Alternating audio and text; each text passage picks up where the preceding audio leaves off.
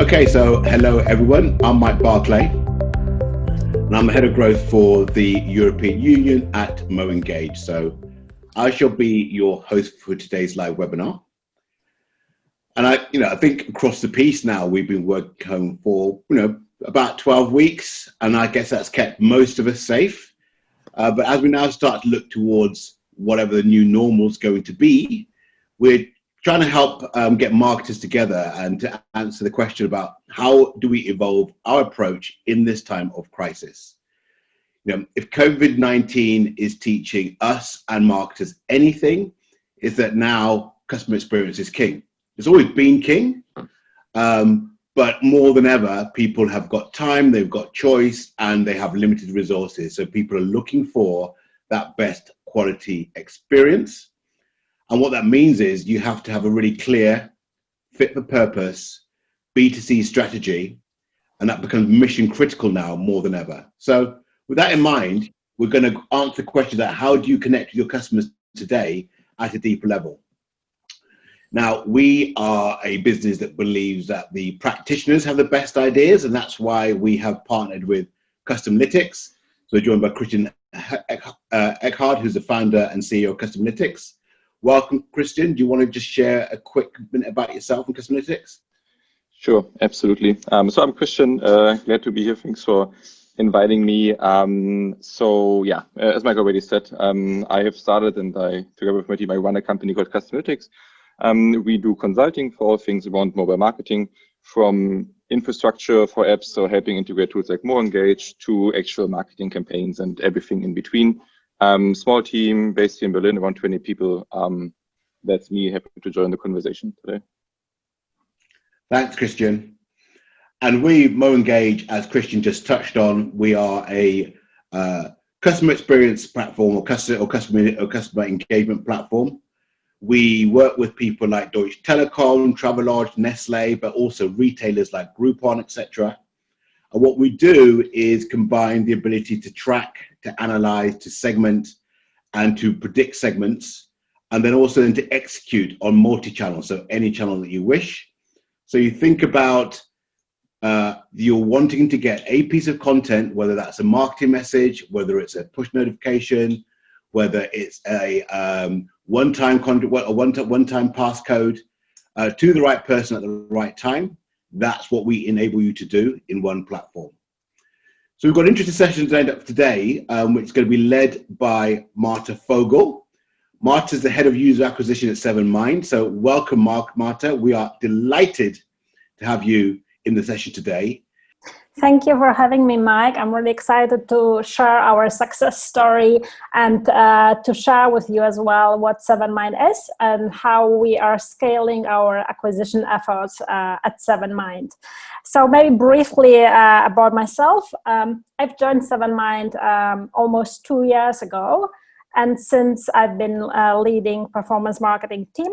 It's a very exciting job, lots of challenges as always in performance marketing, but also lots of fun because our team is really brilliant. So I'm really happy to be there and be part of this journey.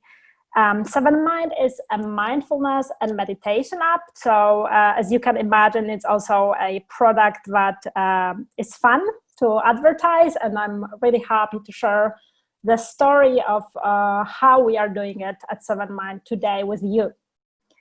Yeah, if you have any other questions on myself or 7Mind, just feel free to shoot your question. And maybe now we will go to the next slide, where I'll show you briefly what our approach to performance marketing and in general to holistic marketing is. So as you see here, COVID and the pandemic in general has strongly impacted apps across different verticals. When it comes to fitness, health, and well-being apps, as you see here, there is a huge uptick in not only in downloads, but also in terms of engagement in daily active users. And for instance, when it comes to hospitality and travel apps, you see almost 13% drop in downloads, and also 4% drop in daily active users. Essentially, I feel that it doesn't come only to engagement with the apps or to downloads. It also comes into holistic marketing approach and how different brands had to readapt their both acquisition and retention strategies to engage with the users.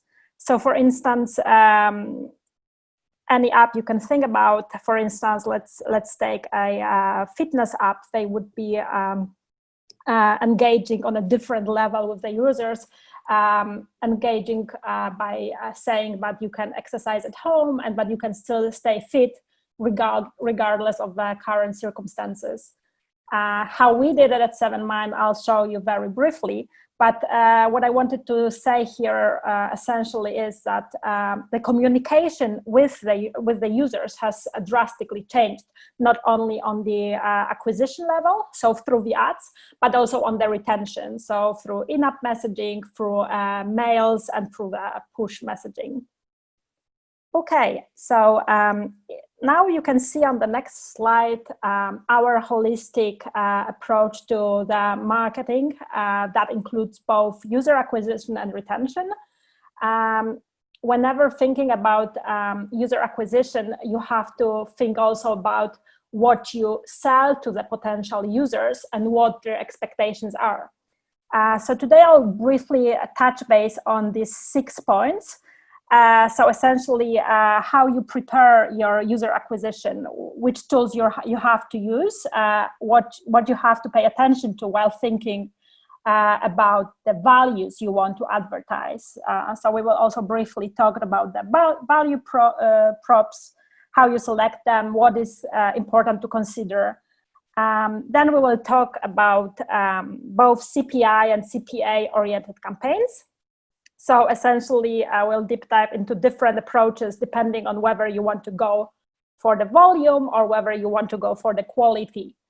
And then I will briefly talk about the engagement with the users, what is important to consider, and what you should promise or not promise to them, how you can treat them, so going beyond the expectations. And essentially, we will finish this session with like the conversion funnel analysis, defining the aha moments, and it's all about learnings after all.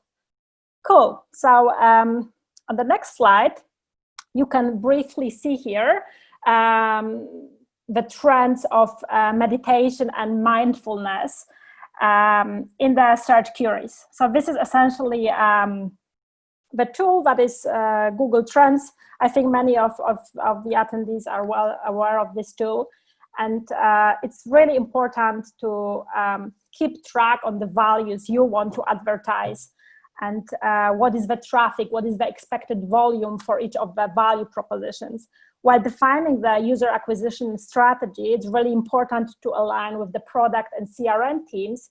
And beforehand, before having a session on the values you want to advertise, you should always sit together and back your session up with numbers. So essentially prepare the shifts in trends, and inform also your entire team about changes. Obviously, when it comes to the traffic shifts, you see that it looks pretty much like a steady fluctuation. It will never be super steady, but it's important to every now and then look at this trend, so that you know that at the right time you should focus on the right values you want to advertise.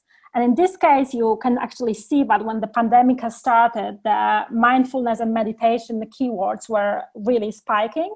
So users or potential people were looking for ways to unwind, and it's essentially displayed here in this trend. Other than looking into the Google Trends, I also recommend looking into, for instance, ads library. So Facebook ads library, where you also keep track on what your competitors are doing. It's important to stay up to date, because obviously I don't think that there is any brand that has a monopoly on the product. So there are different brands advertising oftentimes similar values, and it's nice to also stay up to date with what your competitors are doing. Okay, and I think now we can switch to the next slide. And in here, you essentially can see the values that we have at 7Mind selected to advertise. You already saw that there was a spike in terms of meditation and mindfulness keywords. So these were two values we have decided to advertise. We have also decided to go for sleep content and stress content. And while selecting these values and backing them up with the numbers and with looking into what should perform well, we have then aligned also with the design team, with the content team, to come up with the holistic approach and to so-called ad packaging. So essentially putting the meaningful message into each of these ads. As you see here, they are quite different. It was another test we were, so to say, undergoing. To attract the different users, we want to also focus on different approach to the acquisition. So there are different user targets, obviously, and not every users will be reacting similarly to the same ad. So with different design approach, we want to also attract different users. So essentially here you see which values we have decided to go for, and I'm sure that in any product you can focus on different values. Coming back again to, for instance, fitness app, you could either focus on workouts and sort of having a gym at home, but also you can focus on nutrition and these elements. So that would be another example. And coming up with these value props, you should be always considering also what is your product offering in terms of the content you advertise, because oftentimes you might overpromise through the ads. You might advertise something, but you can actually not deliver to the user. And then ultimately, depending on what your desired conversion action is, you might not deliver it to the user. And such users are obviously very likely to churn before they even get to know your product. So be careful when it comes to the messaging, when it comes to the promises you make, and make sure to stay on track also with communicating with your users. So now maybe we can go to the next slide, where we can see that depending on the different events, you will see also different churning points. So it's very important when rolling out campaigns with different values. It's important that you are not taking the results for granted. So even though at the end of the day the product is the same, the messaging and the user acquisition strategy will deliver different results. So in this case, you see the results for one of our values. You can see that ultimately, comparatively speaking, we have registered 20% higher purchase rate to another value that we've advertised. So it's really interesting because, as I said before, ultimately it's the same product. However, the results are not equal. So make sure to analyze the conversion funnel. It's also very product specific how long you have to wait for the user to convert, because obviously different products have different user journeys and they take also different time frames. But in this case, we have definitely selected our winners and we know what the learning out of it is.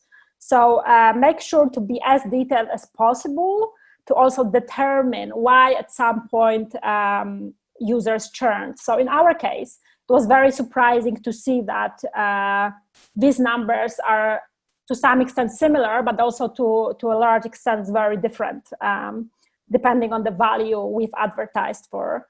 So make sure to take the same time frame and to analyze these numbers thoroughly. Now, I'd like to jump to the next slide, where you guys can actually see some of our retention actions that we have undertaken. So during the pandemic, we have decided to give back to our community, and we have produced a dedicated crisis content. Essentially, this was the course that was dedicated and focused on the crisis and how to deal with the crisis. We have released multiple courses and single meditations to the users, so they could use it completely free of charge. Normally, our app has both freemium and premium model, so to fully benefit from all courses and meditations, which in total we have more than 600, you have to purchase the subscription. And in this case, we have decided to actually support our community, and we have released this course, dedicated course, and we have rolled it out to all the users for free. And on top of it, we have also supported, for instance, parents. So we have released the kids and school content so that obviously parents were hugely impacted also by having kids at home. So we hope that it would also help both kids and parents to stay on top regardless of the crisis, and also several different single meditations. So this was one of the retention actions we have undertaken to engage with our users and support them. And here on the next slide, you can essentially see what is the second retention action we have undertaken. We have decided to daily engage with our community. So on the picture here, you can see our CMO, Chief Mindfulness Officer, Anna, who is also writing the meditation and the content that is available at the app for the German-speaking community. And she has meditated daily with our users. It was available on all our social media channels as well as on YouTube. And we have received a very, very positively overwhelming response from our community, saying that they were really happy and that it has helped them tremendously also to go through the days, because obviously at the beginning, the entire situation was quite overwhelming. I know that right now it has become essentially a new normal. We are kind of used, and we are actually going back to the old normal, so to say. But at the beginning, I think everyone was a bit confused because there was a lot of there was a lack of clarity of what this virus means and what we actually experience ourselves was that everything was different in terms of our routines. So they were pretty much broken. And then I think this was a nice support also for the users who were looking for some peace of mind. So that is also what we did. And then on the next slide, you can see the summary of this presentation. So I would very strongly recommend, whenever you are rolling out a new fresh campaign, to actually look into the Google Trends, check how the situation for the values you want to advertise changes. Maybe you will see that there is a drop and it's not worth it at the current situation to advertise for the current value. I know that to a large extent that the ad campaigns are quite repetitive in terms of if your product is a travel app, let's say, you can only advertise travel. But how you are going to do it can vary. And this is very important to actually determine beforehand, before rolling out the campaign, whether the trend is actually supportive of the value you want to advertise or whether it's not. And I would not recommend to be obsessed about what your competitors are doing, but every now and then it's definitely worthwhile to check them out and stay up to date with their strategy. I would not recommend to repeat it because, of course, you are a unique brand and you want to be considered as a unique brand. But it's important to stay up to date what their approach is, I believe. And upon selecting those values, definitely sync with both brand, CRM, and also, again, with product and the design team, so that you are all aligned and you know that what you advertise, what you want to advertise for is also supported by the retention team.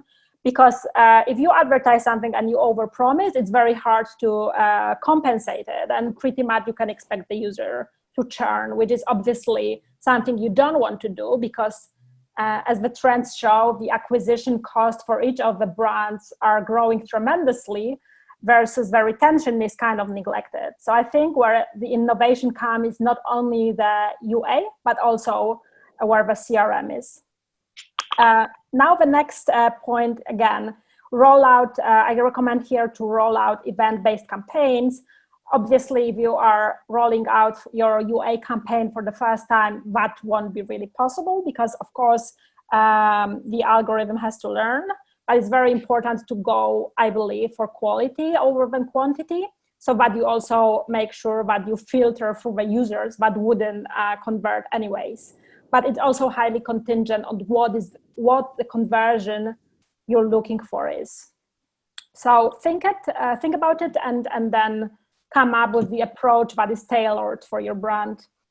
Now, again, going back to the retention, I would strongly recommend to think again with the retention team on what is the best approach, because as I already told you, like, we have received a very, very positive feedback from our users, and I think this is something that long term will definitely pay off, rather than thinking short term and then churn those users.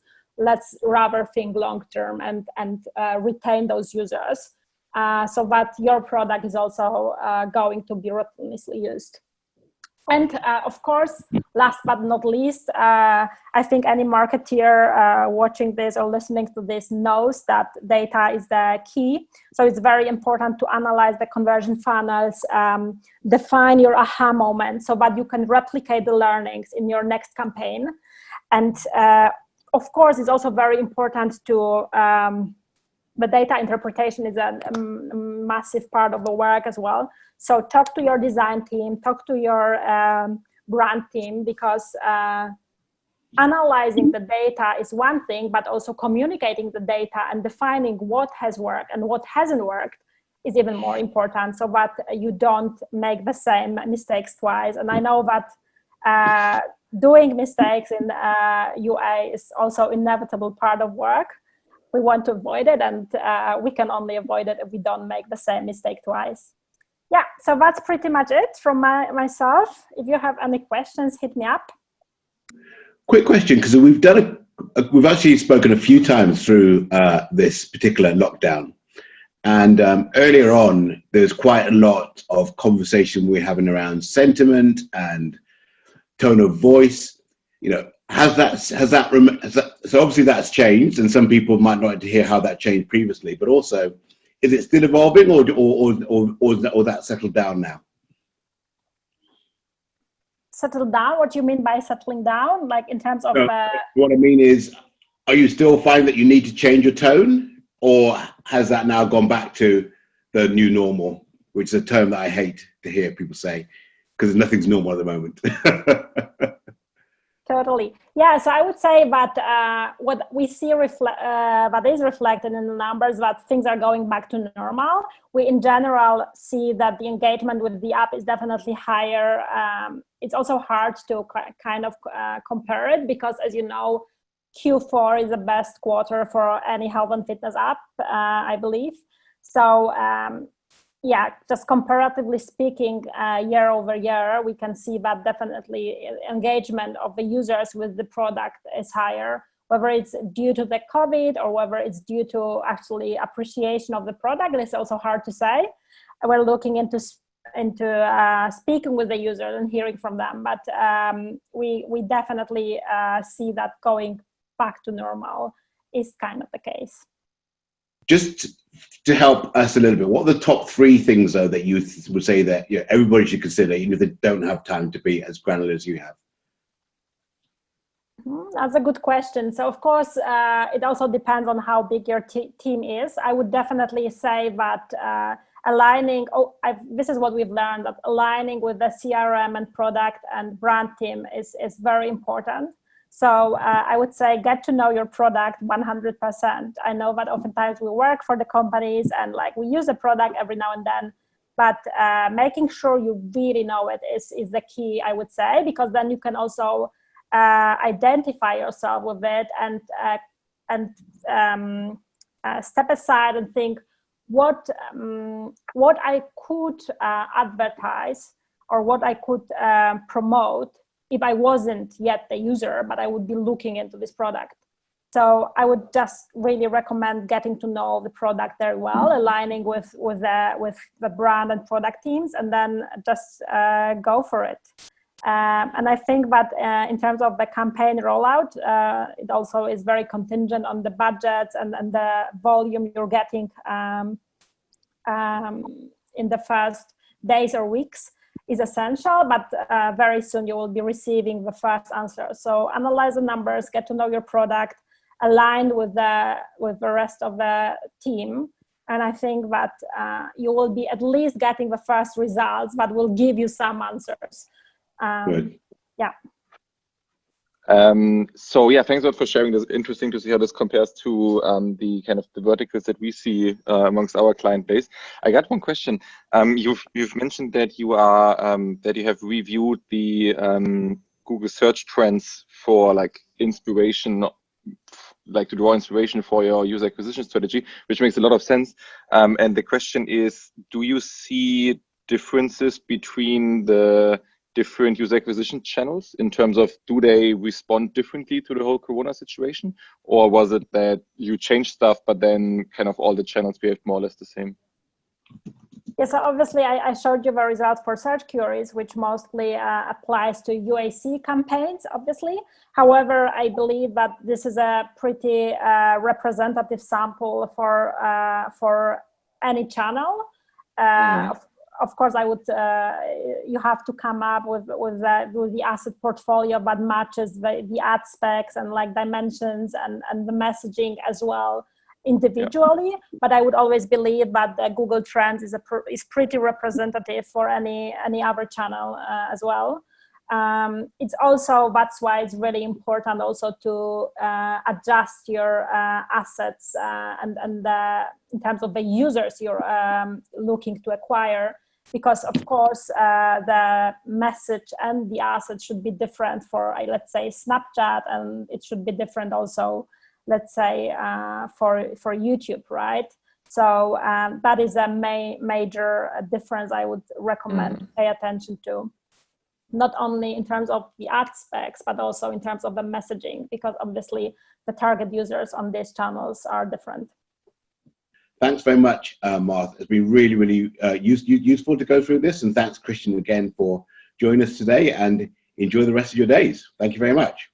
Thank you for having me again. And if anyone has any other questions, just drop me an email or connect with me on LinkedIn. I'm always happy to hear the story and help as much as I can.